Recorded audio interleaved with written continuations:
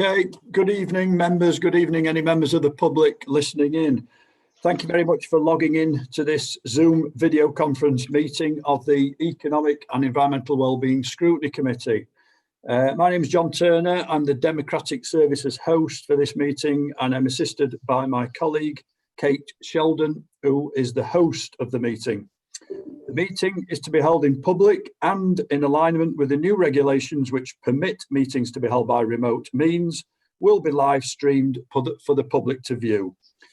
To make the meeting run as smoothly as possible, can I ask that members and officers put themselves on mute when not speaking, indicate to the chair by a show of hand that they wish to speak, then put themselves back on mute afterwards. One final thing for members of the public, you may see members and officers looking to their left and right of the screen. They are not being distracted, they're simply looking at the paperwork on other devices. I'll now hand you over to the chair of this meeting, Councillor Denise Fox. Thank you, John. Welcome everybody. Do we have any items of exclusion and press? No, we don't, Chair. Okay, well, I'll just go around and ask people to introduce themselves because we've got officers here as well and somebody from the Chamber of Commerce. Welcome, Alexis. So my name's Councillor Denise Fox, I'm the chair, and the next one is Diane. Thank you, Chair. My name's Diane Hurst. I'm an elected member for Richmond Ward. Thank you, Diane. Councillor Hooper. Councillor Alan Hooper, Councillor for West Ecclesfield. Thank you. Councillor Masters. Councillor Barbara Masters, Councillor for Ecclesfield. Thank you. Next one, we've got Deborah. I'm Deborah Glenn. I'm the Policy and Improvement Officer supporting this committee. Thank you, Deborah. Councillor Oaken. Councillor Ian Oakland, member for Graves Park Ward. Thank you. John. Yeah, I've already introduced myself, Chair. John Turner, Democratic Services. Thank you. Thank you, John. Councillor Richards. Thank you, Chair. Councillor Sinead Meyer-Richards, member for Manor and Castle and part-time Dalek. Thank you, Sinead. Councillor Maroof. Councillor Mohammed Maroof, Councillor for Crooks and Crosspool. Thank you. Kate. Kate Sheldon, Member Support and Civic Manager and host of the meeting. Thank you. Councillor Lodge. Councillor Brian Lodge, member for Burley Ward. Thank you. Councillor Rosalind Josephs. Councillor Chris Rosalind Josephs, member for the Bayton Ward. Thank you. Councillor Turpin. Thanks, I'm Paul Turpin, Green member for Gleadless Valley Ward. Thank you. Next on my screen, I've got Alexis from the Chamber of Commerce. Thank you, Chair. Good afternoon, everybody. Alexis Karachi, representing Sheffield Chamber of Commerce, currently co-chair of the COVID-19 Business Response Group. Thank you. Councillor Gibson. Councillor Neil Gibson, Councillor for Walkley. Thank you. Councillor Smith. Yeah, Councillor Martin Smith from Doran Totley, also Shadow Cabinet Member for Business and Investment. Thank you. Edward. Edward Highfield, Director of City Growth. Thank you. Councillor Kayoum.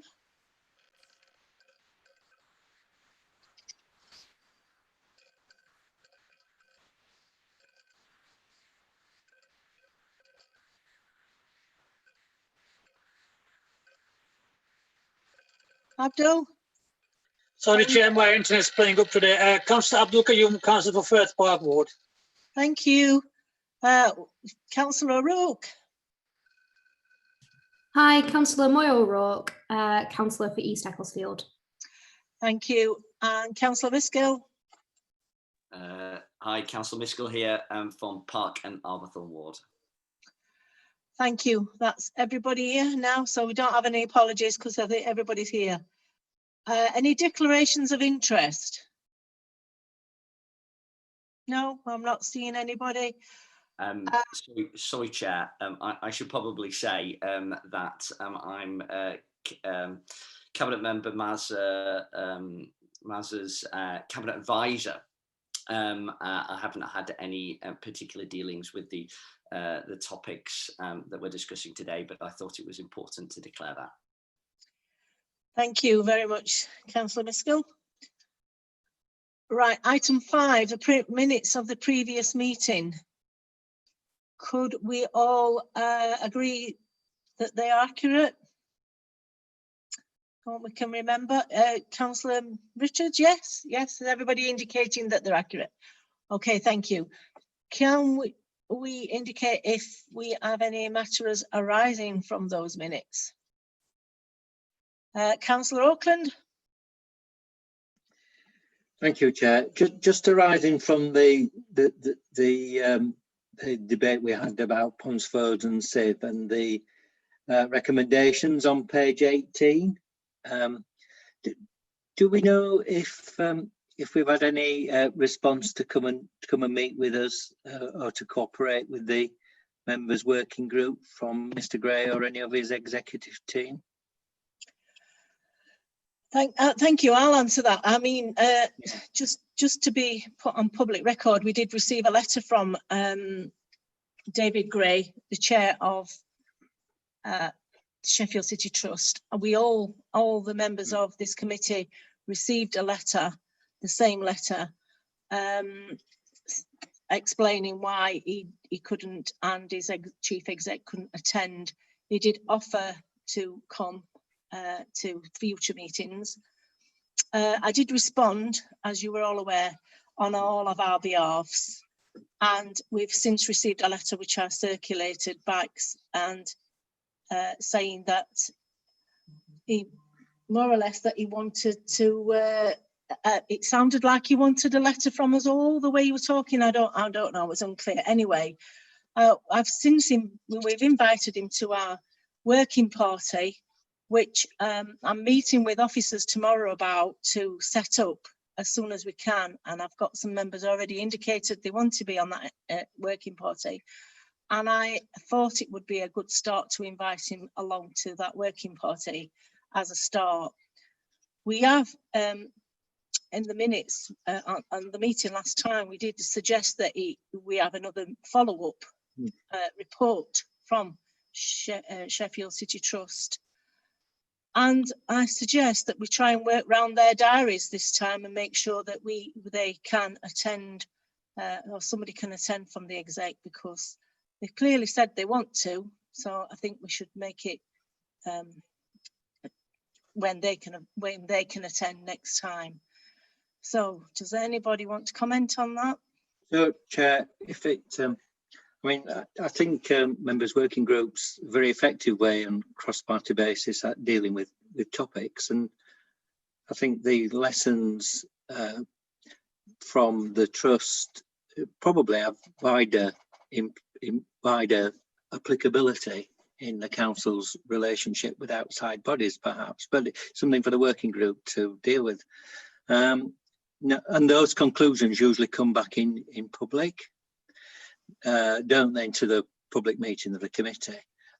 I'd just like to float the idea that if we're talking to the representatives of the trust, even as a working group, is something to consider how we might do it. But I think they should be in public. The second letter certainly threw me. The first letter surprised me, and it was rather strange. The suggestion that we should all apply individually, I mean, how we chose to reply, I think was perfectly proper as a collective response. I also think I'd be quite reluctant to not meet, you know, to have a side meeting or come along and listen to my point of view meeting. I think it'd be crazy for any of us to, you know, to quite do that. It's not how we should operate. So I just simply flag that up as a comment, and it's given you an opportunity, Chair, to mention the fact that we have had some correspondence. Yeah. Thank you, Councillor Auckland. I do agree, and I haven't responded to the latest letter, I think my response to him would be to invite him to come along to the next scrutiny and ask when he's available. If the committee is in agreement with that. Thank you. Councillor Miskell wants to comment. Thank you, Chair. I think I'd agree with what you said there, and also what Councillor Ian Auckland said. I think it's really important that this is done in the open. There's a significant amount of public money that has been spent on SIV venues, and it's a matter that should really be on the public record. I was very concerned about some of the letters that have been sent to members. I think that they perhaps negate to show a lack of understanding of the public scrutiny function that we carry out. And I think from talking to members informally out of this space, I think there certainly is an appetite to invite members of Sheffield City Trust to this place to tell us about what's happening, but also to have those on public record and give us an opportunity to ask questions on behalf of the people of this city. And I'd like to see that would happen in a speedy way. And I think you're right to say that we're happy to work around their diaries, and this needs to happen relatively quickly as well. Thank you, Councillor Miskell. Does anybody else want to comment? No. Is there any other matters arising from the minutes? No. Thank you. So we'll move on to question 6. Do we have any public questions or petitions? I've not received any, Chair. Deborah, no, Chair. Thank you. Well, the next item is a call-in of the Cabinet decision on the Sheffield COVID Business Recovery Plan. So because it's a call-in, we do things slightly different. We ask the lead signatory, which is Councillor Smith, if he would like to explain why he called in this subject. Thank you. Thank you, Chair. It's very simple. We're the Economic Scrutiny Committee, and I can't think of anything more important at the moment than the COVID Economic Recovery Plan. Opening this up to further scrutiny so that a wide range of councillors have the opportunity to discuss it and have an input rather than a smaller number. It's just the right thing to do, and I think it's precisely what this committee is set up to do. That's why I put forward the recommendation. Thank you, Councillor Smith. Does any of the signatories want to comment or come in? No. Okay, right. So I'll take it to the officer. Ed, would you like to comment? Yeah, okay, thank you. So, I mean, I don't intend to present or kind of speak for too long. I mean, the report is in front of you. The plan is the plan as currently drafted. So probably just for context, I would just highlight a couple of kind of points really. The first thing to say is that I suppose this is a little bit unusual in that this isn't a purely council strategy or a purely council document. This is something that has been developed in partnership with something called the Business Response Group. So what's that? So really very, very early on in the COVID pandemic, we formed what we called the Business Response Group to try and pull together a collaboration between public and private sectors. So on there, for example, is the Chamber of Commerce, the universities, Property Association, Sheffield Digital, Unite, the Nighttime Economy Group, and I'm sure I'm forgetting a few people too. It's been co-chaired between the Cabinet member, Councillor Iqbal, and Alexis, who's here today. And genuinely, it's been a really, really positive and powerful collaboration that has really kind of given the foundation for things that we will carry on doing, hopefully well into the future, and hopefully when COVID is behind us. So early on, we were clear that this, again, I think you know this, but just to emphasise, this is around the business elements of recovery. There are clearly, when you talk about COVID recovery plans, that is potentially enormous for the city council and for the city. This is just the economic bit. So there are recovery discussions around council finances, around communities, around social care, around all manner of things. This is just the business bit, but as Councillor Smith has said, that's good because the economic scrutiny, so it's in the right place and we welcome the input. The business response group was really helpful in the very early days of COVID to try and align all the different sources of support and messages that were out there to the business community, and really make sure that we tried to get through to as many businesses as possible through the existing networks about the support that was available.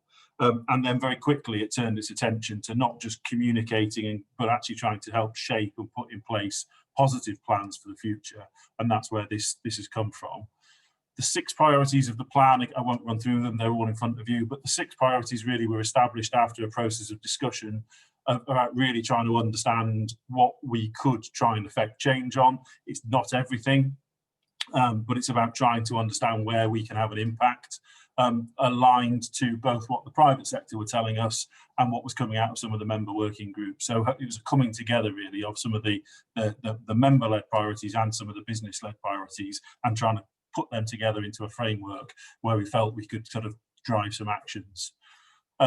3 phases in the document, so a lot of places are doing this, so this notion of, we might all kind of call them something slightly different, but essentially the 3 R's as we've got them here: a relief phase of immediate on the ground, keep businesses going, help them with avoid insolvency, try and keep people afloat and mitigate the worst impacts of the immediacy of the crisis.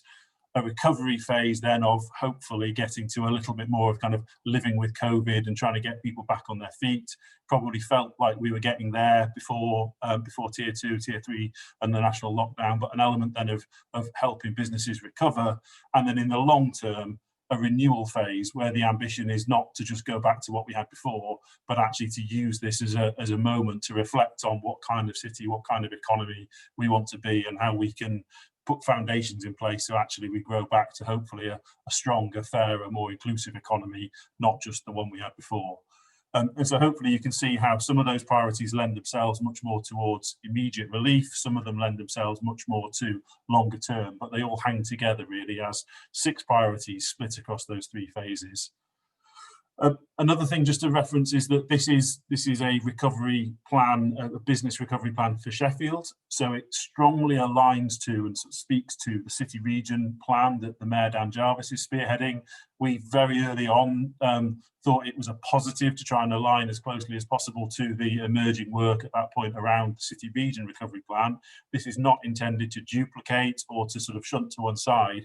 We've tried to use, and we talk to the city region team very often, it uses the same sorts of phraseology, the same sorts of phasing, but really this is about being clear what Sheffield's priorities are, that we want to see, that we can help try and deliver in Sheffield. And it might be that we pursue some of the opportunities for resources through the city region. So it's very much seen as Sheffield's contribution to that city region plan, rather than something that sits outside of that plan. In terms of delivery, it's clearly, this is not just about the council. You're talking about a big dynamic thing called the economy, the private sector, the marketplace. This isn't something that council resources alone are ever going to be able to spend our way out of.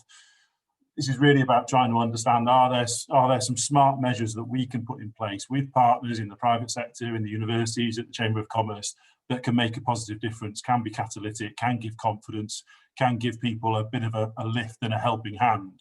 But it is by no means going to solve all the problems that COVID has caused. Broadly speaking, though, I think the phases do lend themselves to a slightly different approach around delivery. So in the relief phase, which is about those immediate emergency measures, if you like, they are pointed largely at the council, not exclusively, but largely at the council. Some of the early work around district centres, making things COVID secure, administering the government grants, there was a large emphasis on the council to step in and deliver those things in as rapid, as short a space as possible. The recovery phase, the middle phase, is where the BRG is probably going to add most value and is most focused. And that's where additional funds can really make a difference. So not just the mainstream funds and what we already spend on economic development, but any additional funds.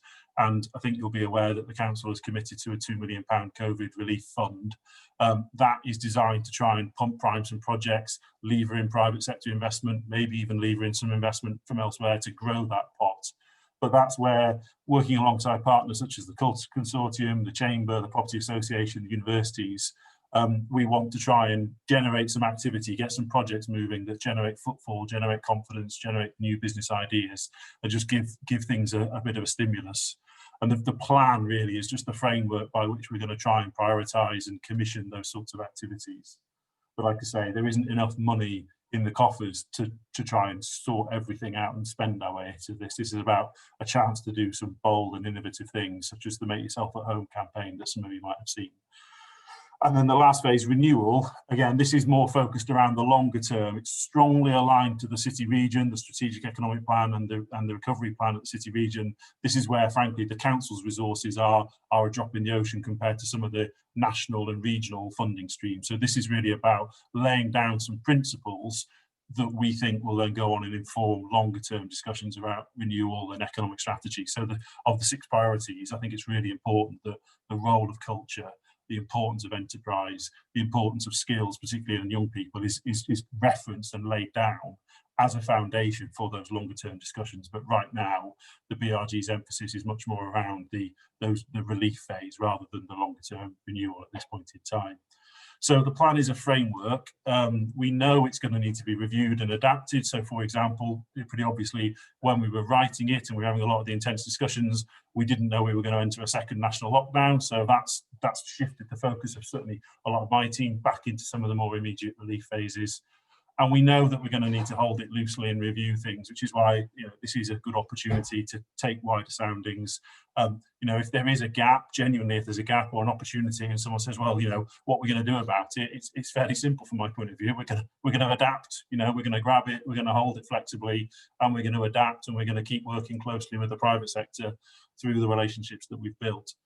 So that's really all it is. It's meant as a plan and a framework to give us a structure and a basis to have some discussions about mainstream resource, any additional resource, and then trying to influence bigger pots of money out there like national or regional approaches. So hopefully that gives you a sort of a sense of what we were trying to achieve, what it is, and then in the discussion, Alexis, I'm sure, will contribute from his vantage point as co-chair, and we can go from there if that's okay, Chair. Thank you, Ed. Sorry, it was remiss of me to say I've had an email from Councillor Iqbal today saying that he's had an operation recently and he's been called back to the hospital. So he does apologise that he can't be here today. So sorry, I should have mentioned that at the beginning. Alexis, do you want to add anything at this point, or do you want to come in later? I would, if I may, Chair, just add one point. Well, 2 points actually. Firstly, I would echo Edward's description of the work that we've done and the plan that's being prepared. It really is a framework that helps to marshal existing resource in the city, because from the perspective of the Chamber of Commerce and also the Property Association that I'm involved in, I can speak confidently that our response to this pandemic must be a city-wide response that involves not only the council but all of the institutions in the city broadly pulling in the same direction. And so what we've looked to do with this plan is provide a framework that we can use to leverage in support from external parties, a framework that helps to marshal existing resource, and a framework that can adapt, because I think, as again Edward has said, we're still living in a very fluid environment where things change quite regularly. And what we wanted to do was provide a structured approach to gather people's thoughts and institutional activity. So no, but Chair, going back to your question, I'm very happy to answer any questions that you might have or that other members of this committee might have. Thank you. Does anybody want to ask a question? Thank you, Councillor Masters.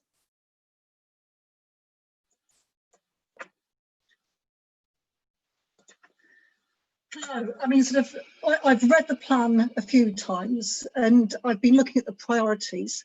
Now, one of the things that concern me, yes, you say it's a framework, it's very full of sort of the buzz phrases going around at the moment, but it's very much a top-down approach and I can't see a vision in it.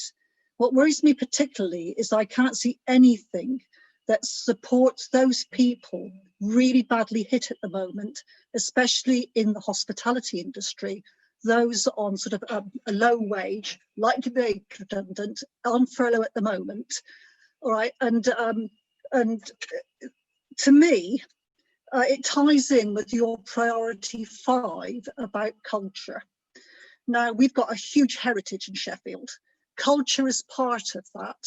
The built heritage is another part of that. But we've also got this sort of the climate emergency. We've also got the active travel, sort of the outdoor city campaign. And to me, that is an opportunity whereby you can actually support the people who are most vulnerable to the current epidemic, with the losing their jobs and their livelihoods. A lot of it is top down.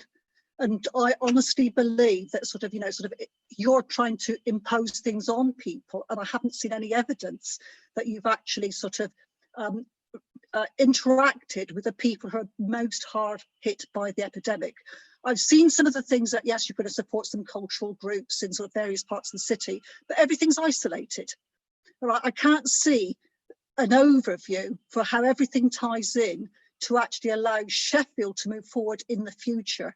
Most of the things that have been mentioned are those that are predictable, which I'd expect to be done already, but very much the emphasis is on the people at the top end, and hopefully if you get success in the sort of community like sort of enterprise and things, then it will the benefits will trickle down. But to be quite honest, they've got to move from the bottom upwards if we're to progress as a city.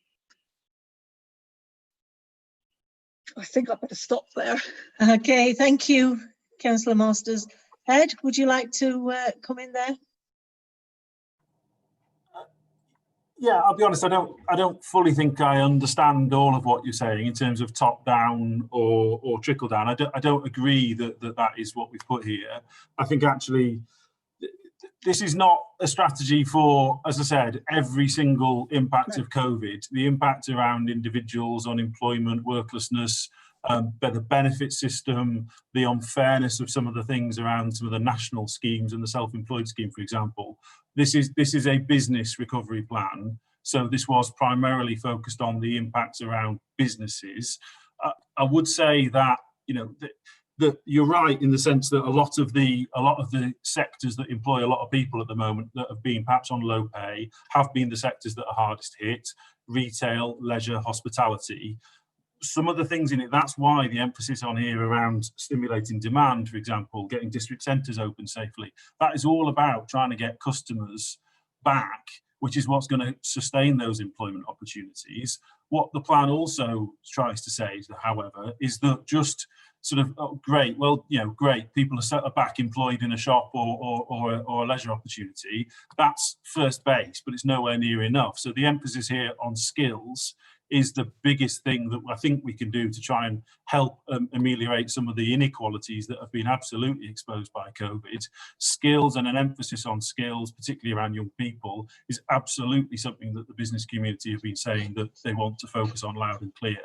Enterprise, startups, at the end of the day, when we talk about people in employment, somebody's got to be creating the business that's generating that employment. So more enterprise, more businesses, more investment and focus on skills so that people are able to access those jobs, use it as a stepping stone and a foundation to go on and do other things in their life. But fundamentally about trying to get some of the businesses back on their feet and employing people again. I don't think that's trickle down. It's not my definition of trickle down.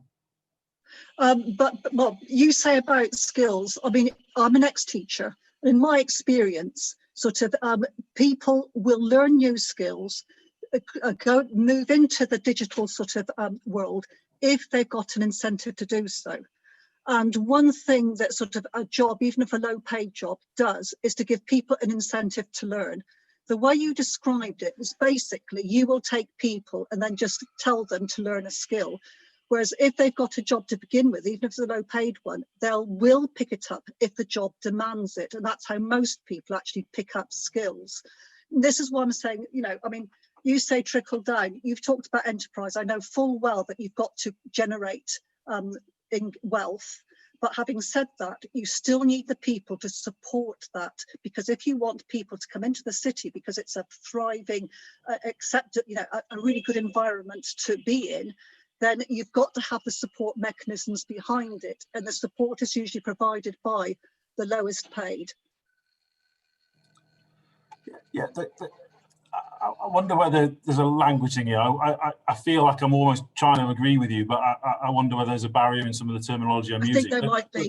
The council does not pick people up and give them skills. The individual No, does. it doesn't. The council does not create businesses. We have to try and create an environment where more people are incentivized and supported to create a business. So I don't believe this is trying to force people. We do have a big issue, though, in that a lot of the sectors that are forecast to decline are the sectors where historically we've employed a lot of people with low skills and low wages. So the question is, what are some of the sectors in the future? So, for example, we've got lots of people that have been made redundant from retail and hospitality.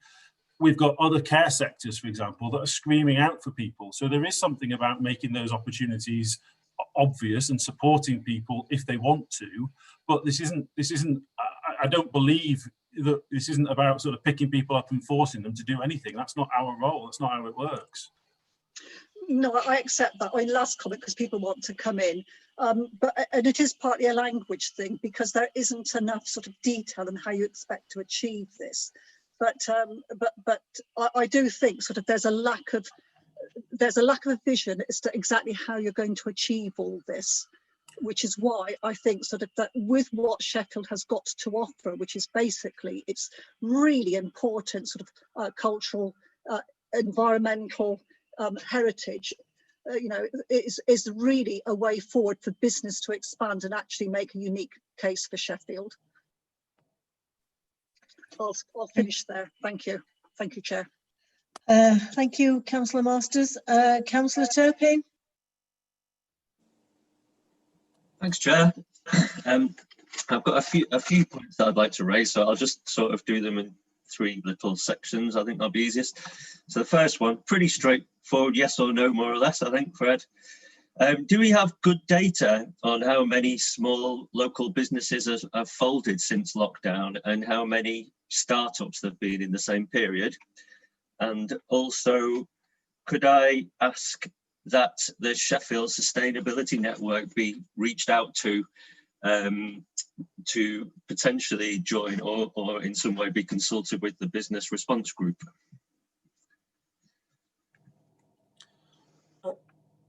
Yeah, I think my sort of slightly flippant answer is no and yes. We don't have tremendous data. Data at a city level around business insolvencies will take a bit of time to come through from ONS. The data that we have is often got a significant lag on it and would only tell us a certain part of the story, such as VAT registered businesses. We need to marry that with more on the ground information from the likes of the Chambers of Commerce, and other representative bodies, the professional services, etc.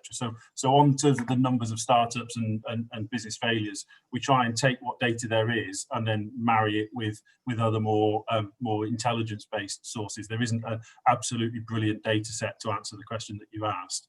And in terms of sustainability network, yeah, absolutely, that's easily done. We can do that. Okay, Chair, shall I continue, or do you want to bring in Alexis? Sorry, Alexis, would you like to come in now? Thank you, Chair. I want to make sure that I'm also addressing the points that councillors are raising. So, Councillor Masters, your point about top down and bottom up is well made. I would counter, though, where one begins and one ends is sometimes quite difficult to define. I'm certainly, from a personal and professional standpoint, very clear that this process, because this is a process, this plan doesn't now sit on a shelf, it will live and it will grow and it will evolve, needs to be inclusive. So as an example, you're absolutely right. We can all see the huge impact that the pandemic has had on the hospitality sector, which is why I was very pleased to be invited to meetings with Unite, the body that represents the nighttime community, and to hear about their views firsthand, to understand directly the issues that their sector was facing, and then immediately after that to make sure they were part of the group. And so I would then now pivot to Councillor Turpin's second question to Edward about the Sheffield Sustainability Network.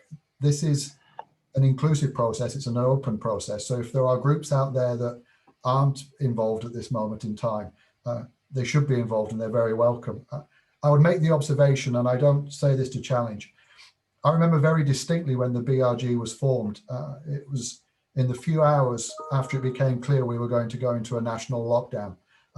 I remember speaking to Councillor Iqbal and saying that business groups that I represented and other groups that I know were very keen to help and were very keen to rush towards developing this framework.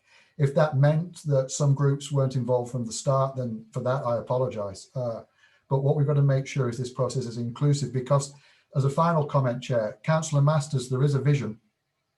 There is an absolutely clear vision in this plan. It's so all-encompassing, it's perhaps been missed. And that is that this plan isn't a plan of the councils, it's a plan of the cities. And so the only way it will be delivered is if we deliver it together, which is why I welcome this process and Councillor Smith bringing this paper and this report to this committee. The only way this plan gets delivered is if the whole city pulls together, both from a top-down perspective, but also a bottom-up perspective, and that everybody plays a role in this process. Thank you, Alexis. Councillor Turpin, sorry, Councillor Turpin. Thanks, Chair. Okay, so I wanted to just raise the point of the funded people who are helping out in the district centres. So there's somebody who's assigned, probably amongst other places, to Healy, which is in my ward. But at the other end of my ward, we've got Newfield Green, Jonaghorn and Herdings, which are all shopping centres, and they don't have the benefit of having an individual funded to help them.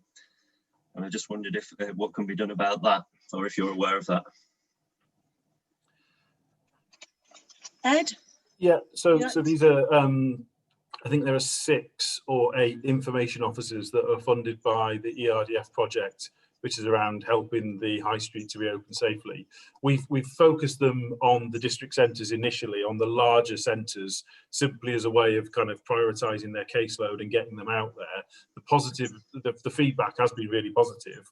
They are getting round areas and engaging people quite quickly. They are seeing hundreds and hundreds of people. So in principle, there's absolutely no issue about getting them just to spread their net wider. They've really just sort of started and worked their way out. So if you drop me a line, we can absolutely, and it's for every member really, the more we can keep a list of almost like where they go next, as they kind of feel that they've spoken to people in a local area, we'll move them around. So please, anybody, send me the areas and we'll make sure they get around them when the resources are available. And we are looking to recruit more because the feedback has been, you know, having somebody practical to come in and offer advice and make sure that they're accessing the support has been really, really well received. So by all means, Paul, just drop me an email.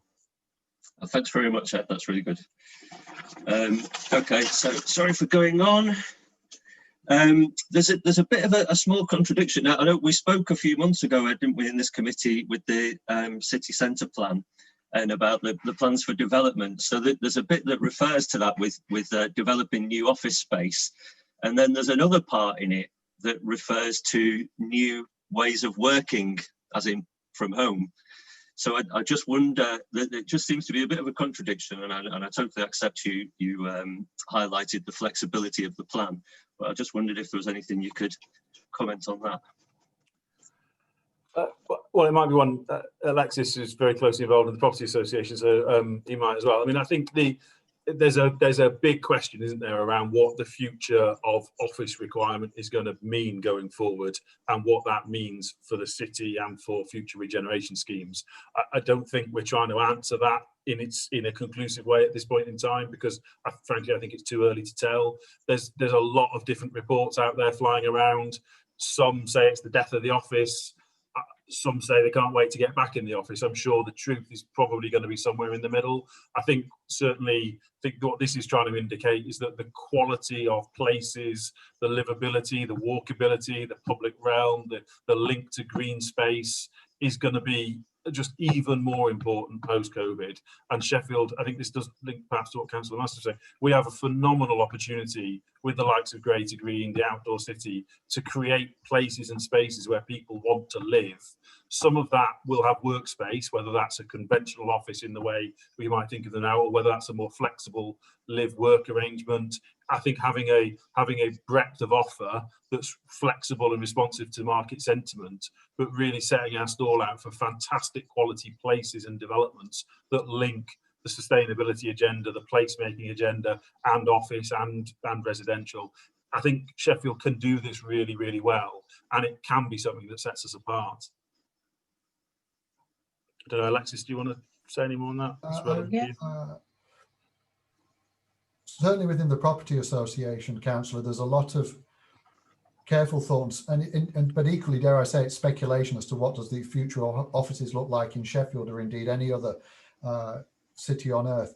As Edward says, it's more likely than not that we're going to sit somewhere at the end of this in the middle of a spectrum. Is that at the moment, as many of us are now, we're required to work from home, and some people want to get back to the office, and some people now recognize that they can work effectively outside of the office.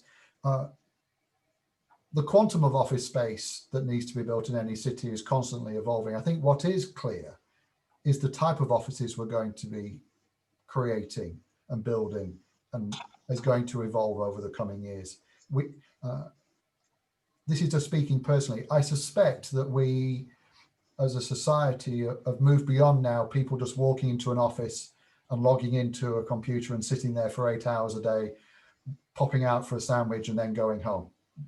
I would argue that's a good thing to have said goodbye to. I think we're going to have to design offices which really do encourage collaboration. And the last thing I'd say on this topic, we're going to have to create offices where people at the start of their careers can enjoy the training and learning that people need when on the job. It's going to be so important that, dare I say, that middle managers, or perhaps even leaders as I am in my organization, it's pretty easy for me to stay behind a Zoom screen and get on with my job. But if you're starting out in your career, you need to learn from others and around you. So I think that the developers and the ones who are going to build our offices are going to have to really think quite carefully about the collaborative spaces that we need to create as a result of this pandemic. And I think that would be a good and positive process. Thank you. Sorry, I've not quite finished, Chair, if that's all right. I just wanted to say something else on that subject as well, and I'm sure it's cropped up with other people who've spoke to local businesses as well, the kind of the support industries for the offices and the workers of, they're also suffering because their customers are not in the places where their businesses are anymore, and perhaps we'll witness a resettling over the next year. Okay, thanks, Chair. I had another point, but to be honest, I'll come back if we finish a bit earlier and let someone else speak. Thank you. Thank you, Councillor Turpin. Can I just say, Denise, Chair, people are putting comments in chat, so I don't know whether you're following, whether somebody's picking that up about speaking. Yeah. Yeah. Yes, I am picking it up. Thank you, Councillor Auckland. I've got next Councillor Smith. Thank you, Chair. Can I just start by thanking everybody that was involved in preparing the report? I know it's not, as Ed said, it's not just the councils, people like Alexis, people like me that run businesses that have been trying to save them over the recent months. Their contributions, we're very, very grateful for the help they've been giving. I just wanted to pick up on a couple of things. Well, one for Ed, something you said before, Ed, that we don't have a lot of data. It would be very helpful to have some more information, and I'm not expecting you to give it now, but things like, what is the impact of COVID on the local economy? So we see lots of data in the media about the range of predicted impacts on employment and investment at a national and a regional level.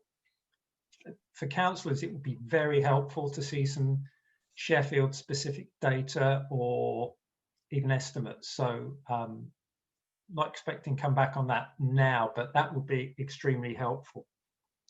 The bit I wanted to pick up on was something that Councillor Masters said earlier on, which I'd characterise, it's a matter of balance.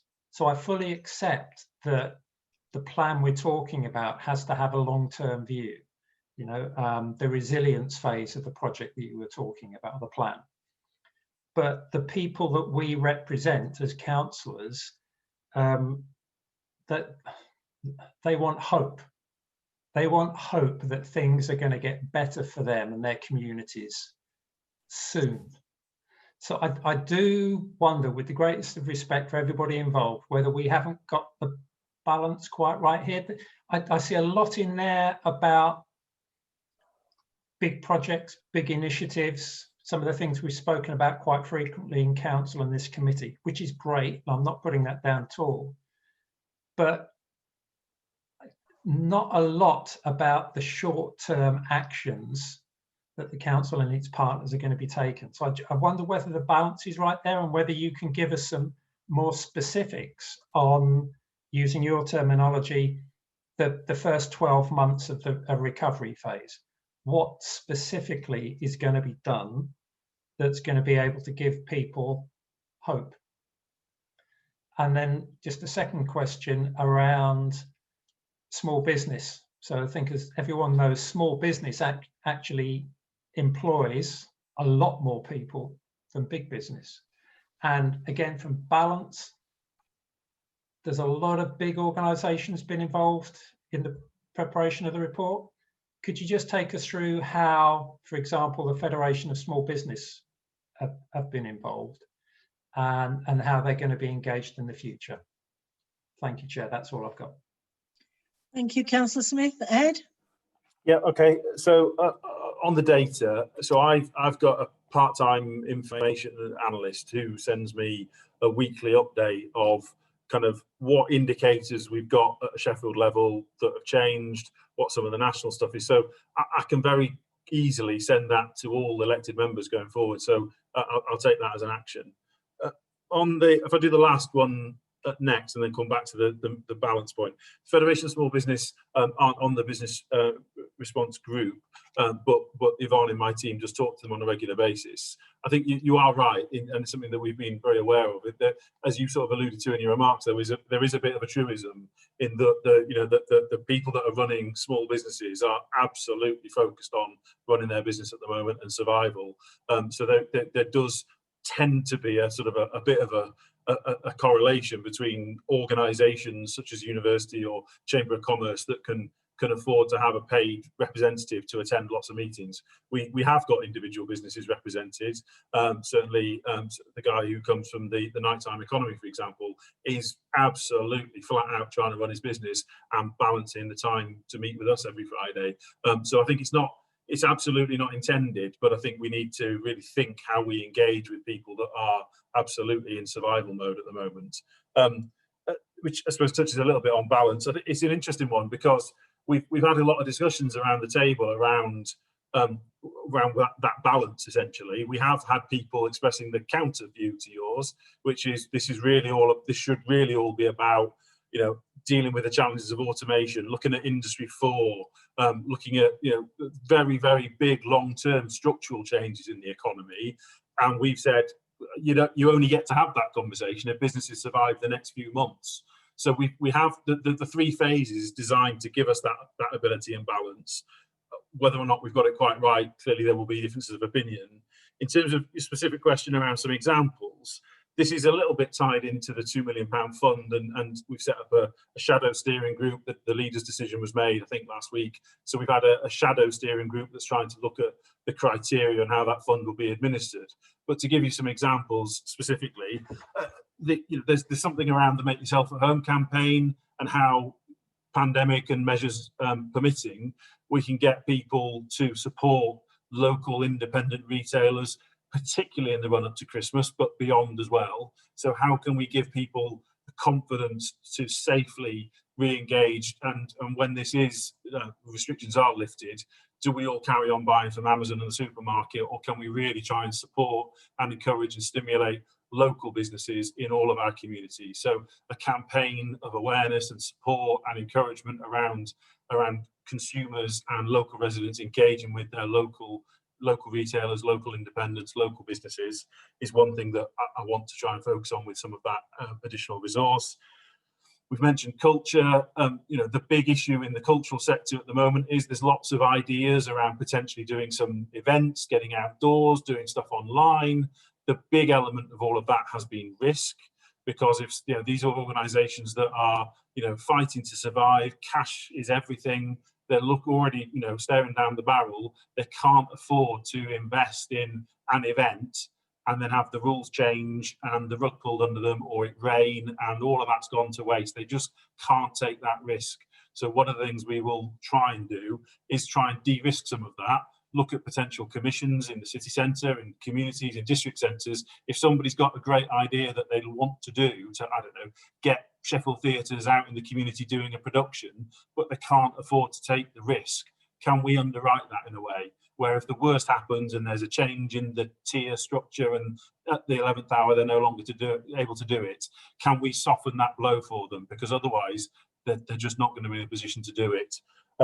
Another example might be freelancers. So we know that freelancers make up the lifeblood of our creative economy, and yet they have been missed by a lot of the national grant regimes and self-employed support regimes. So is there something we can do alongside the cultural sector to perhaps either look at grants or even commissions for that really important sector? So not only are we supporting them, but we've got content and material and positive activities to show for it as well. So those are hopefully a flavour of some things which aren't years away. They are up front in that kind of immediate relief phase, but the point around the priorities is we're hopefully doing things in the relief phase that build towards the future as well as meeting an immediate need. Thank you. Thank you, Councillor Smith. Councillor Maroof.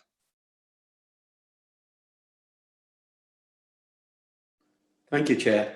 I think a lot of the questions that I was going to ask have already been touched upon, but I do welcome that we've made a beginning in terms of setting this plan up and working on it from here on. I mean, the key concerns that I've got, and then these are anecdotal stories from people coming to talk to us, is around small businesses are turning around and saying, we can't afford the rent, we can't afford the rates. What is the local authority going to do for us? Straightforward questions like that. In terms of I think Alexis has touched upon the issue of offices. There's clearly going to be a rebalancing of what sort of offices we're going to be needing in Sheffield. And the question that arises for me there is, well, we were already concerned about development happening in the city centre around retail and the challenges we faced. And post-COVID, I think those challenges are only going to get stronger. What is it that we've got in Sheffield that makes us different from other cities? Because we're obviously going to be in competition with lots of other cities, and not just in this country, in the world really, that are suffering from similar issues. So we will have to do something that is slightly different to make sure that we are very successful in Sheffield. And the other point that I wanted to raise was around the construction industry. I think Alexis has touched upon it. The construction industry, obviously, there seems to be an almighty boom in terms of values around southwest of Sheffield, around residential. So there's a clear sign there that Sheffielders are looking for more houses being built in Sheffield, not so much flats and student accommodation, etc. So I think that there is something that we need to consider on that front as to how we can support the construction industry as we move forward. And another point is young people, and in particular young people and people from within the BAME community who have already disproportionately suffered as we stand at the present time, and not only from catching COVID, but also having challenges that they already had before. That challenge seems to be getting much stronger now.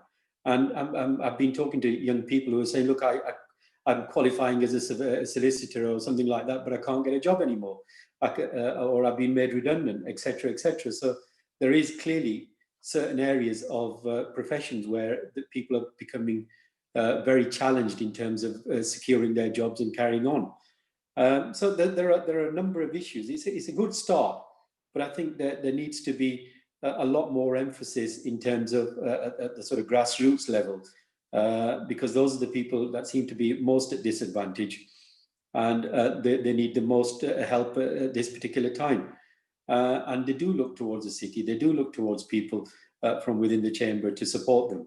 And in particular, one area that I'm glad that you're looking at very strongly is district centres, because district centres have risen to the challenge throughout this COVID period, because they have been delivering services which even the nationals can't deliver. So I think one thing that has come out for me out of this is the fact that district centres should be supported even more, and something should be put together as we move forward, coming out of this COVID period. Sorry, I'm actually suffering from COVID at the moment, so I'm not being as coherent as I normally will be. But yeah, it's something that we really need to concentrate on. So I just wanted to make some comments around those subjects and see if I know we can't answer every single question here, but people do expect us to have some sort of answers. Thank you, Chair. Thank you, Councillor Maroof. Ed, do you want to come in there? Yeah, I mean, there's an awful lot in there that I agree with. It's not necessarily kind of a comment or a challenge. It's what I agree. I mean, I think businesses that say they can't afford rates and rents, I mean, that is a massive challenge. I am really worried that we have got many insolvencies and business failures still ahead of us. Some of the national interventions, whether that's infrastructure interruption loans, whether that's grants, that is life support. Certainly there is a tidal wave of debt, which for many businesses they're going to struggle to service. I am really worried about some of the sustainability of businesses. Sheffield is no different to anywhere else in the country about that. I think business rates is a system that is desperately in need of reform. So I think what's the council's role in all of that is the critical question in terms of trying to do things that help those businesses innovate, generate new customers, increase footfall in the district centre, wherever they're located.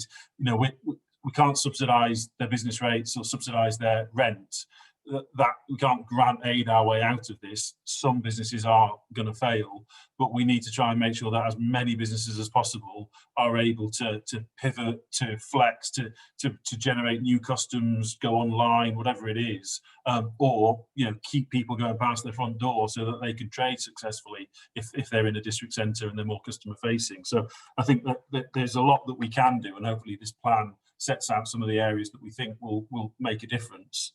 I mean, the points around young people, particularly BAME, the bits about district centres, I completely agree with. I do think something that is, I hope, lastingly different about Sheffield and our council focus going forward is that importance of local centres. Paris is making a massive strategy around being the 15-minute city. So the point being, within a 15-minute walk, you should be able to get whatever you want in terms of local services, health, education, retail. It shouldn't all be about going into the centre. It is a fundamentally more sustainable way of living. Frankly, I think it's just a more enjoyable way of living. And I think the world is waking up to that. Again, that should play to Sheffield's strengths. We know we're a city where that local identity of those communities and district centres is really strong. A lot of them have had a really hard 10 years with online retail, all the rest of it. But the ability to try and reconnect with that and get people spending money in their local economy, I think, is something that we should embrace, and we should really try and do something distinctive about. And I think will be a shift in emphasis going forward. The point around the rebalancing of office, yeah, we sort of touched a bit on that. I think I don't know if I misunderstood this, but I think there was a little bit of an emphasis of sort of it's that balance between inward investment and indigenous growth. And you might well have heard me say before that, as far as I'm concerned, inward investment, genuinely speculative, jobs requirements that are out there in the marketplace that we try and land and come to Sheffield. We are competitive about that. We've got an awful lot to offer, but it's the cherry on top of the cake. I don't think we can or should rely on it. It's an absolute bonus if it comes. The absolute cornerstone and where the bulk of the growth is going to come from are small indigenous businesses. When we talk about an SME economy, up to 250 employees, Sheffield's is the S bit of the economy, not really the M bit, small medium. We're a small business economy. We've got to create the condition where all of our small businesses can thrive. If we get a large one and we get an inward, fantastic, but our core element of growth is going to be from people starting and growing the business that are already here. Thanks, Ed. Alexis, you wanted to come in? Thank you, Chair. Just a few comments from me, just to perhaps again set into context the work that we've done over the last 6 or 7 months. Probably the best way of engaging with these is just to explain to members what's weighed upon me professionally during this work. Is I offer these just as statements of fact and not to make a professional or indeed a political point. Realism. We operate in an economy where, however well intended we might be, local, regional government can only do so much to influence the overall contours of the economy. The second point I'd make, and it's again, I think it's a fact borne out by reality, we operate in a highly centralised country. I certainly at the Chamber of Commerce spend a lot of time talking to colleagues about the fact that, again, however well intended, local councils only have a certain amount of power at any one time because so much power is retained by Whitehall. Competition, Councillor Maroof, you talked about, how does Sheffield compete with other cities in the UK or indeed around the world? I love this city. I know a lot of the other members of the BRG think equally passionately about Sheffield, and I'm sure every member of this committee thinks likewise. But there are a few things about Sheffield that are truly unique. We have some exceptional countryside, but so do other cities.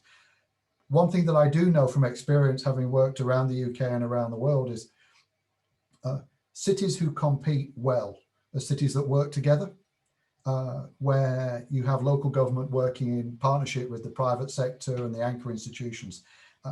I'm sure some members may be able to point to me an example that will disprove the point I'm about to make. No city in Western Europe and North America has undergone a renaissance or has been hugely successful without public-private partnership working and without institutions pulling together. So there inevitably with this plan, there are things maybe where the balance is not quite right, or there are things that we will want to update as this situation evolves. But there is one thing that's absolutely clear to me and other members who have been involved in this process. This plan will only be delivered if we work together as a city and we are realistic about what we can achieve. I, as a layperson, as a taxpayer, as a representative of the Chamber of Commerce, I want to offer hope to every single resident in the city. That hope's very easy to offer, but it's actually sometimes quite difficult to deliver. So what we want this plan to be is realistic, and that's why we focused on these priorities. And that's why we're saying there are some things that we can do in the immediate by working together, but there are some things that will only come through support from national government via the mayoral combined authority. And there are some things that are going to take us a long time to think about to get right for everybody in Sheffield. But I think if there is one silver lining from this desperately difficult situation we've all endured for the last 8 or 9 months and will continue to endure, is that I do think we're starting to work together as a city in a way that we perhaps haven't done, and I hope we can continue that. So it's just for me, to kind of conclude, is just to say we wanted the plan to be realistic, and we wanted the plan to provide a focus for people's activity and institutions' activity. And we will compete, Councillor. We will be the best we possibly can be if we work together on a public and private basis with small and large businesses. Because the Chamber's not just an organisation for large businesses. We have 6 levels of membership. At the highest, we have organisations like the universities who are involved. And at the lowest, organisations that pay £10 a month to be members. 65% of our membership pays and is involved in the Chamber from the small level. So the Chamber of Commerce is there alongside the FSB representing small businesses. And I wouldn't want to think that anybody thought the Chamber was just there to represent big business. We're there to represent all business. Thank you. Thank you, Alexis. Councillor Auckland. Thank you, Chair, and thank you, Edward and Alexis, for your presentation. £2 million came from district centres, I believe, from budget heading, and I sort of like think, oh, that's not so good. But then, actually, because district centres, as we've touched upon, have such an important role to play, then they're probably going to get quite a bit of focus from the money, I would hope. So I just wonder if you've started to think about district centre development and the 15-minute city. If you haven't got quite success criteria, and I think the economic forecasting coming out of the city region was pretty stark and gloomy. If we do better than the stark and gloomy, that could well be considered to be success. And you possibly, based on what you've said and the decision being made on the money only recently, you haven't had a chance to work things out. But I'd certainly be interested in being updated as to what sort of things you're doing with the money. Is there any chance of that 2 million being augmented by other funds, bidding routes through city region money and perhaps through central government? And I do appreciate how hard it can be when UK government comes up with a plan and they want a bid in 3 minutes and the money spent in 2 and all the rest of it. But is there any more funding on the horizon? There's a little line about research for Sheffield as a destination, which I think links in with other comments. And I certainly would say somehow we've never made the magnificent parts of Sheffield quite add up so that the sum of the parts is greater than the whole. I just wonder what that research, flag up. I think that's really valuable research to do so that we can, make our pitch successfully. So I'd be interested in any thinking or comments on that. Transport, I think a comment on how we see things evolving, because the picture's pretty mixed. I'm aware of the surveys that say that in large numbers people want to walk and cycle and catch a bus, which is great. But when it comes down to the detail of how they're going to do it and when they're going to do it, that starts to be a problem. And certainly the picture is one where actual private vehicle usage is now getting close to pre-COVID levels, but the economy isn't at pre-COVID levels. There's another survey kicking around where motorists say they're going to need to rely on their cars more, not less, in the future. Public transport bus usage is recovering somewhat, but it's still only half of what it was. Well, it would almost be better to pay people to go on a taxi than catch a train these days, because of the cost.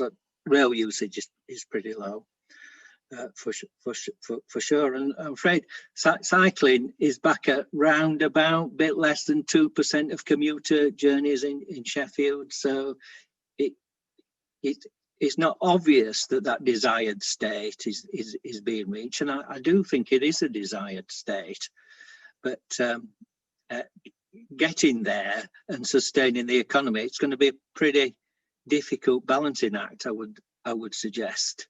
There's positive mood music, but not from the public, but not necessarily the sort of willingness that we'd hope to see, I guess. So comments on my that's my observations, and I'd be interested in comments on that. And then I'm done, Chair. Thank you. Okay. So I mean, you sort of answered your question really on the district centres. You were spot on in terms of the 2 million was earmarked in the March 2020 budget for district centres, but work hadn't really progressed around exactly what that was going to be spent on. So that is the same 2 million that we were able to try and move more towards the COVID fund. But in the report, given where that money was originally intended to be, that's why the report talks about at least 75% of it having an impact and benefiting the district centre, so that we kept that link, and we had an opportunity to do some of the things we talked about and the importance of district centres. We've had one shadow steering group. So in terms of the focus, the criteria, the objectives, how it's going to operate, that's work in progress, really. As you say, the decision's only just been made.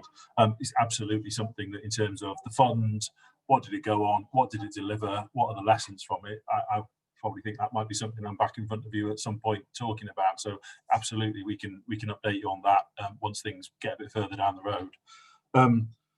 road. Is it going to be augmented? I mean, I really hope that we can grow that fund so that I can say to you when I come back in front of you that, okay, the council put in 2 million, that was then able to lever X amount of private match and Y amount of other public funding. That's an ambition.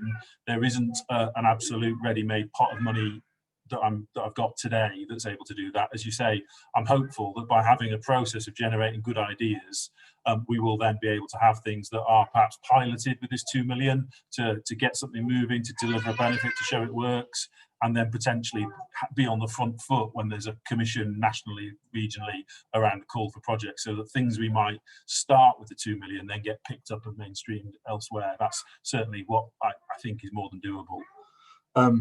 The research around Sheffield as a destination, I think that's referring to a specific piece of work. We've got a little bit of funding from Visit Britain at the moment to look into the visitor economy, visitor destination.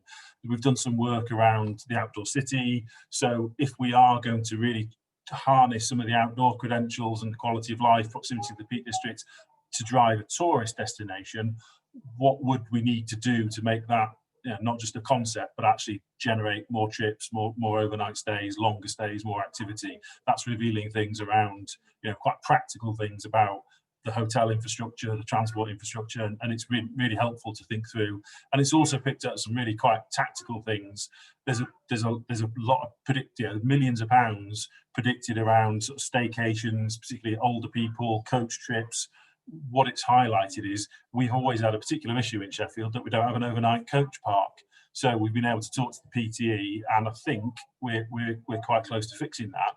Previously, a lot of the day and overnight bookable trips didn't come to Sheffield because they didn't have an overnight coach park. Well, we can fix that pretty quickly. So that research about not just having an ambition, but actually what are the practical barriers and little things that are getting in the way has been really, really useful. So almost sort of seeing it from the operator's eyes rather than from a vision point of view. Transport, I mean, I guess again, things that I'm really worried about. The contradiction around kind of don't use public transport, but actually from a public transport climate change policy position, we absolutely want people using public transport. I am worried that the knock that this is going to have to what is a commercial network, the falling patronage, the lack of commercial viability, the withdrawal of services is going to be something that's going to have a very, very long-term impact on the country after COVID. Government is supporting the bus operators, the tram operator. They can't carry on doing that forever. So I worry that we're going to retrench back to a smaller network of less reliability, just everything that would undermine all the public policy that we would want. So I agree. I think some things in terms of walking and cycling, if you've seen the Transforming Cities Fund proposals, is all about trying to convert some of that propensity to walk and cycle into actual people changing behaviour, changing mode, by making it as attractive and safe and simple as possible. So again, I think that's something that we have some ambitious plans for, but again, it's incremental steps over a long period of time. Thank you, Ed. Councillor Auckland. Okay. Next, Councillor Hooper. Yeah, thank you, Chair. It's regarding timescales really and COVID. I think the report is into 3 sections: the relief stage, which we're currently in, the recovery stage, and then the long term. I'd just like to ask a question on the recovery stage, because I'm hoping that due to advances in vaccines and everything else, that we're going to soon move into the recovery stage away from the release stage. I just wondered how far we are, both public and private, in work on the recovery stage. So when that does happen, we're ready. I'd like to also talk about the city centre, daytime and nighttime economy, and in particular Fargate and other shopping areas. We've talked about district shopping centres and other areas, but the city centre, and the question really is, how do we attract and get people to come in, as they used to do, into the city centre? Difficult, because I think it was already declining previous to COVID, but COVID to me has accelerated the changes that's happened.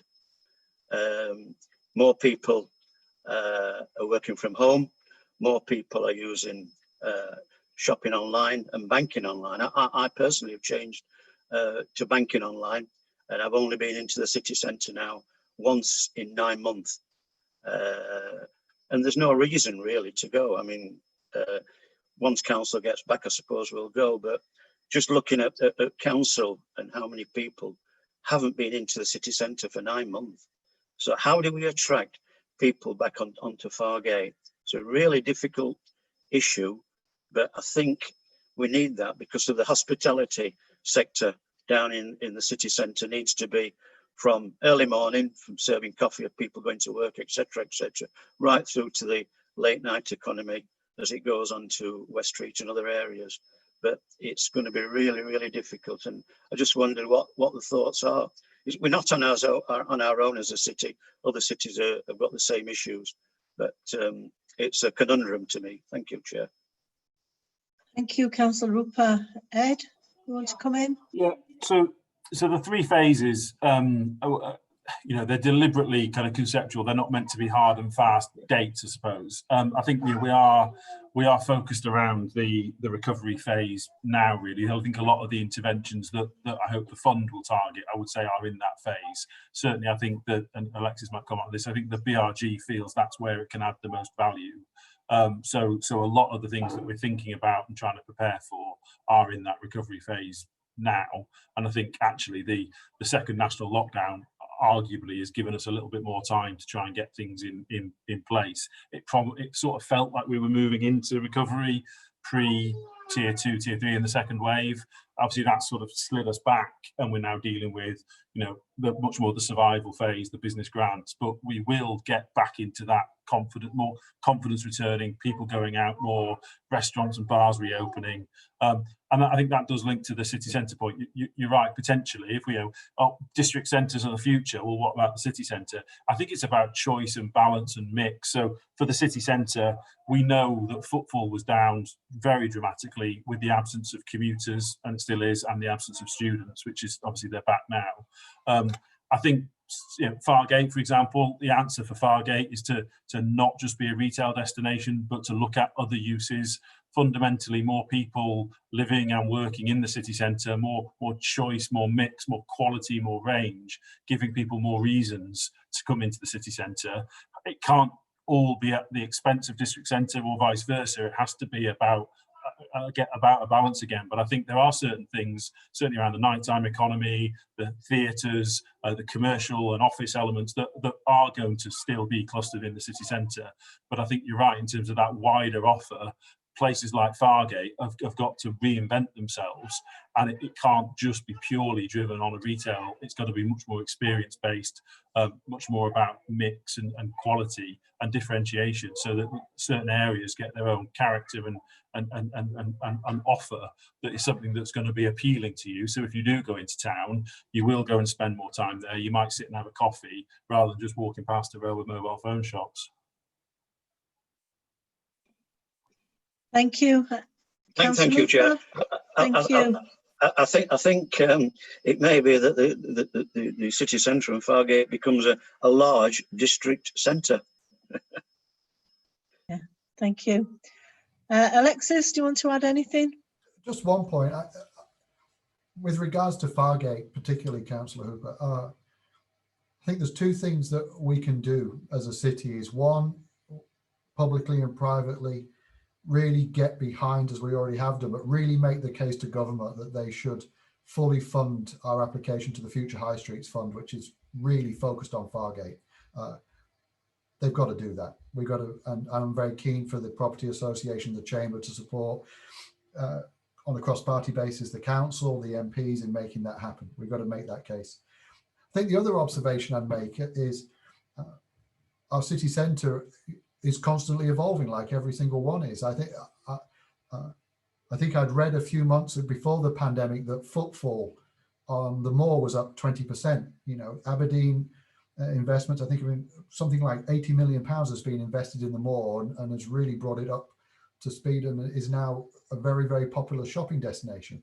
All that we're living through now, and I don't dismiss it, it's just Fargate's evolving as a response, and it will probably become a location which has got less retail on it, but more reasons to visit. And that's my final comment. I think what will get us all back into the city centre is if there's lots of different reasons to go back into the city centre, and that might be coming to an office because you want to collaborate with your colleagues. It might be because you need to, or it might be that there's an event going on or some cultural activity that catches your eye. And that's one of the reasons why culture was identified by the business response group as one of the 6 priorities. I think we'd said goodbye, I think it's fair to say, to the idea that you just go into a city centre or a district centre to shop. We know that you have to, we've probably said goodbye to commuting as we've seen it over in the post-war era. We'll all go back into the city centre if we've got 5 or 6 things to do with our friends and our family. And that's why we really do need to see more cultural investment, which is why the Chamber of Commerce and the Property Association are so supportive of the bid we've put into the Future High Streets Fund. Let's get Fargate firing again. We can do it. Thank you, Alexis. That is all I've got down for questions, unless I've missed anybody. No. Councillor Turpin, did you want to come back in, or has everything been covered? Yeah, thanks, Chair. I was just doing an hour about whether to bother actually, but I may as well, as soon as you've asked me. With quite a bit has been mentioned about culture and about live music, entertainment venues and things, and I must say I'm really pleased with the plans to de-risk and underwrite events. I think that's really good. I've spoke to people who own nightclubs, and they, well-established nightclubs with good business plans, who are, when I spoke to them, were pretty sure they were going to fold. So I was just wondering if or what plans have been made to release the public outdoor spaces in Sheffield for performance, and and let's get live musicians playing in front of people again, and how we can do that safely, and whether we need to build infrastructure so that spectators can maintain a social distance and so on. Thank you. Ed, do you want to answer that? Yeah, I mean, I haven't got a concrete answer, but I think it's a really good point. It's something that I really hope we can try and pilot and prove can be done with this 2 million and then roll it out. Certainly there were some events in Castlegate planned just as the second wave hit, really, that sadly went from an event to the rule of 6 to being cancelled in the space of a couple of weeks, which was disappointing. And I mean, that was us as the event organiser, so that proves the point around the risk to the sector. Anything we do has got to be balanced, as you've indicated, really, with the public health messages. But yeah, I think what we'd be looking for is ideas to come forward where perhaps a collection of organisations or businesses come forward and say, actually, in our own right, we can't afford to do it, or we haven't got the space, but actually we've come together, you help us out a bit, we can go and get that piece of land or that asset over there and kind of have a bit of a, as long as it can be done safely, why not? Let's get activity, let's get things moving. As long as it can be done safely, we've got to encourage that sort of thing and play our role in trying to help it happen. Thank you. Thank you, Ed. Do you want to add anything else, Alexis? No. Thank you very much. Thank you everyone for your input today. Now it just leaves us to decide. We have 4 options. I don't know if you have them in front of you, but I'll just read them quickly just in case. We have option A, which is to refer the decision back to the decision-making body or individual for consideration in the light of recommendations from the committee. We have B, which is a request the decision be deferred until scrutiny committee has considered relevant issues and made recommendations to the exec. C, take no action in relation to the calling decision, but consider whether arising from the calling need to be added to the work programme of existing scrutiny committee. Or D, if, but only if, having taken the advice from the monitoring office and the chief finance officer, the committee determines that the decision is wholly or partly outside the budget and policy framework, refer the matter with any recommendations to the council after following the procedures in the budget and policy framework procedure rules. Okay, so we've got some indications here. Councillor Hurst and then Councillor Smith. Thank you, Chair. I've really enjoyed listening to the discussion today and to what officers and members of the Business Recovery Group have had to say. It really helps bring what is a one-dimensional paper, and it has to be because it's just a framework that's been pulled together to allow action to take place. But it makes it's the discussion has brought that alive, and I really do thank the presenters today for coming and listening to the questions and putting their responses.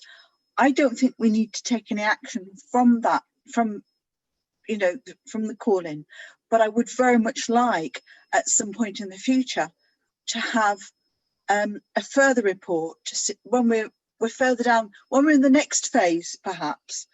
I would very much like to invite people back to talk to us again when we're perhaps at a stage where we've learned some of the lessons or we can see a way ahead. I don't know if that makes sense.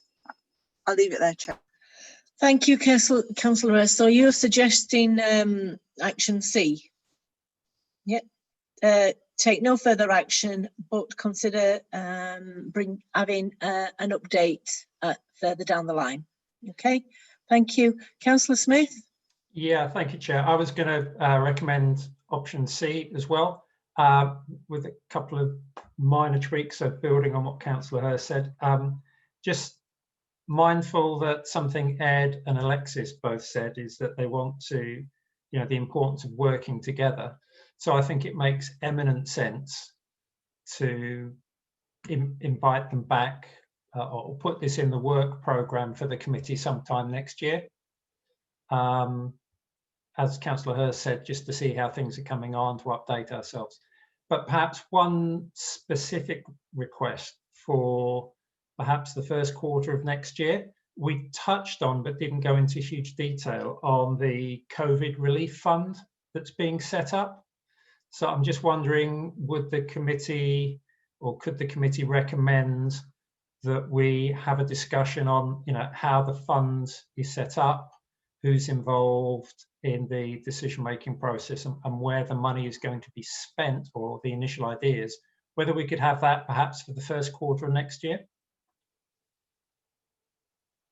Well, I'll take advice from Ed that do you have the resource to do that, Ed? Yeah, that's absolutely no problem at all.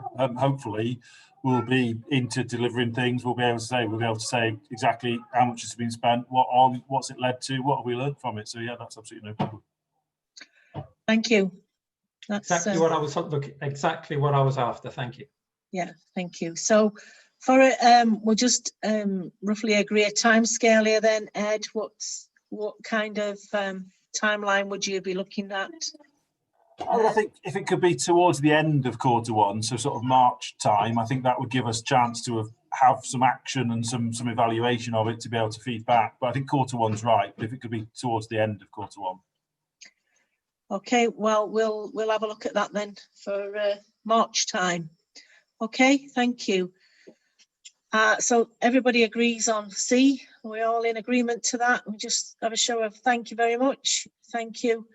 So it just remains me to thank Ed and Alexis for coming today and explaining that. As Diane says, it's always more enlightening when we get officers here to explain papers a bit more detail, and I for one's learnt a lot today, and I'm sure the members of my committee have. So you don't need to stay any longer. You're welcome to leave us for the next part of our agenda. Thank you very much. Not for all of us, Chair. No, not all of you. Oh. No, that's just Ed and Alexis. Right. The next bit is our future programme. Deborah, would you like to come in there? Thank you, Chair. Yeah, and it's quite, it follows, the item follows on very nicely from the discussion that's just been had, because I was just trying to work out where we were at with the work programme next March, and we've actually got a vacant meeting for, well, not vacant, but if you know what I mean. There isn't any, there aren't any agenda items firmed up for the March meeting. One of the things that struck me as we were going through that discussion just there is that there were a number of issues that came up that feature on the work programme, or potentially feature on the work programme. So the work programme is very rough draft at the moment. I haven't had any final discussions with any officers in terms of what will definitely be on the different agendas. They are just suggestions at the moment based on the issues that members identified for the work programme at the last meeting. But what struck me is that the next meeting we had provisionally identified the impact of on the economy, because obviously what we're focusing on with the work programme is the impact of COVID. It's a COVID related work programme. And I wondered whether, having had the conversation that you've just had, whether it would be timely to have that at the next meeting, or whether we actually needed to.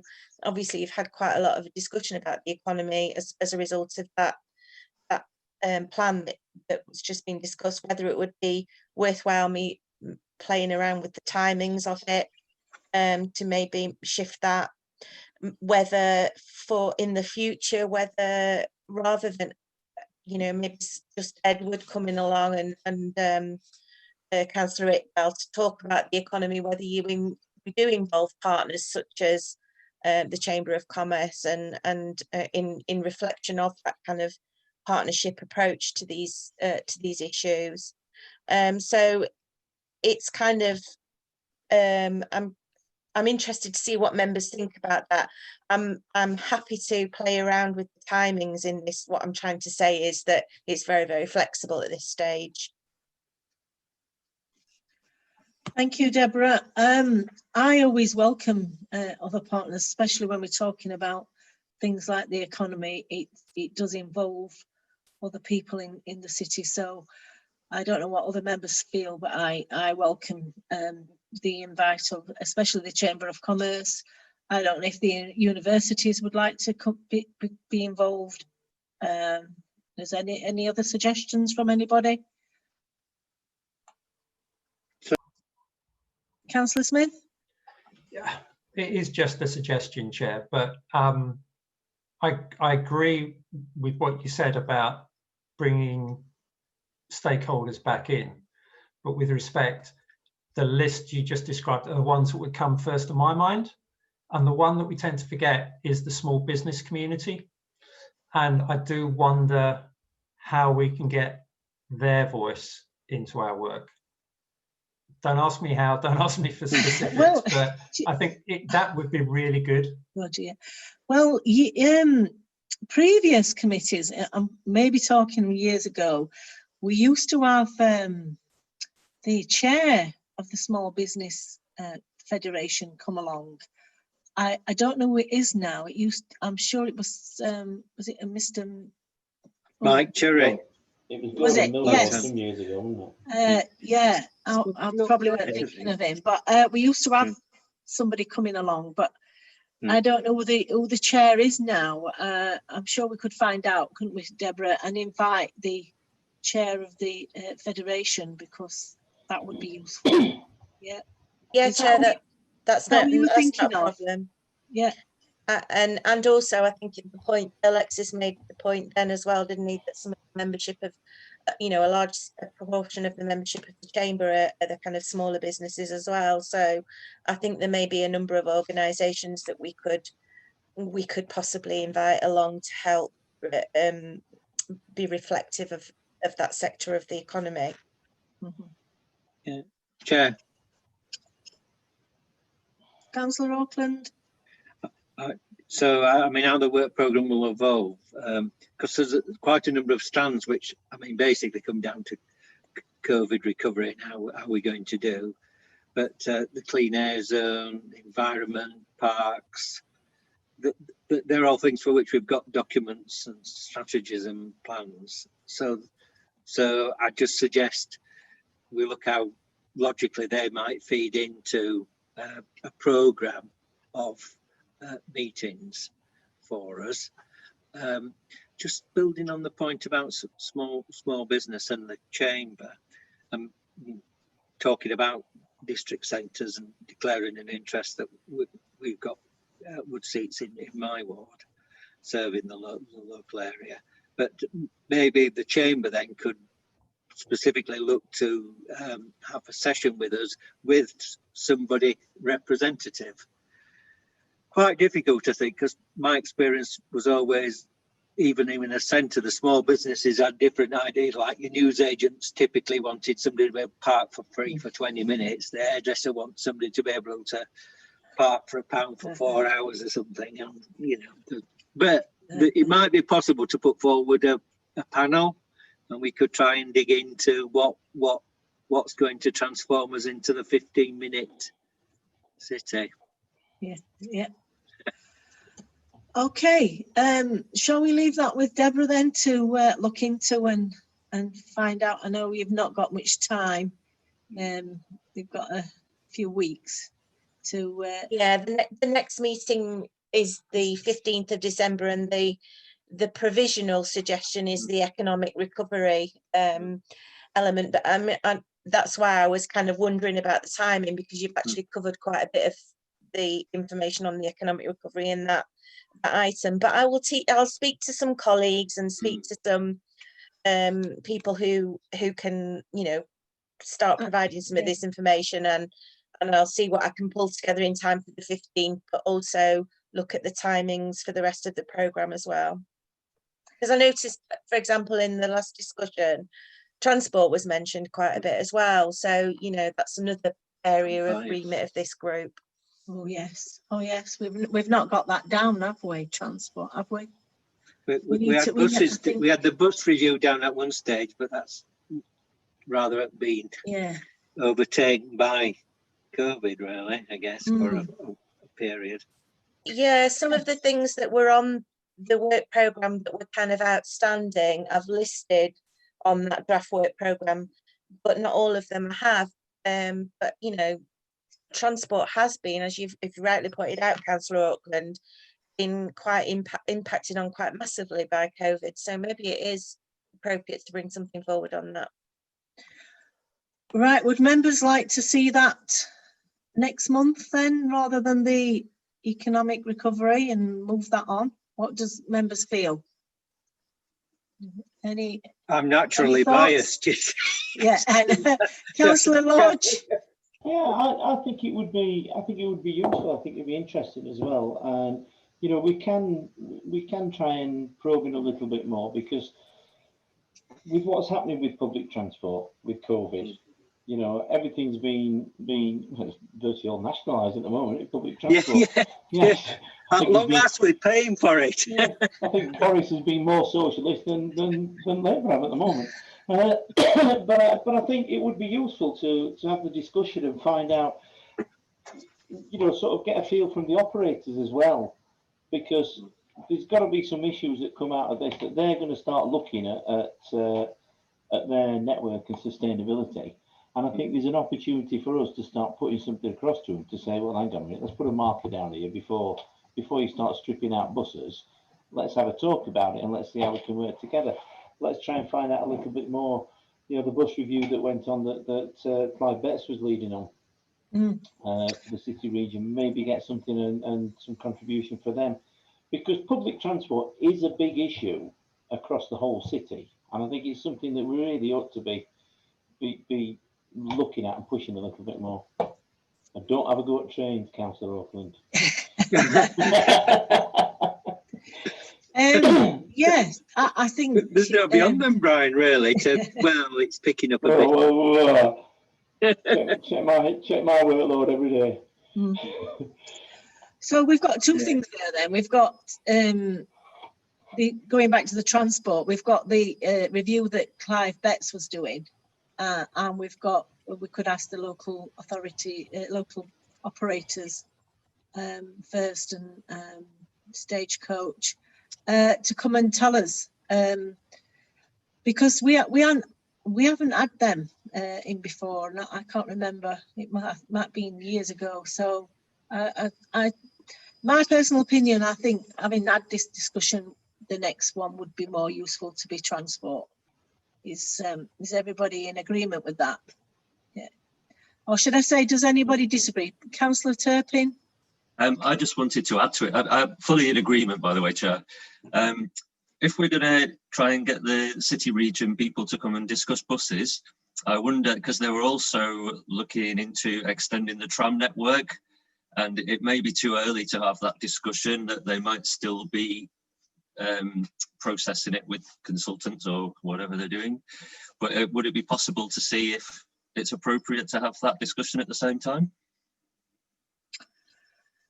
Chair, I don't see why. Yeah, sorry. I was going to say, if you want to leave that with me, I will do my best to bring forward as much of the transport related discussions for the next meeting, but also, if need be, kind of later in the work programme as well.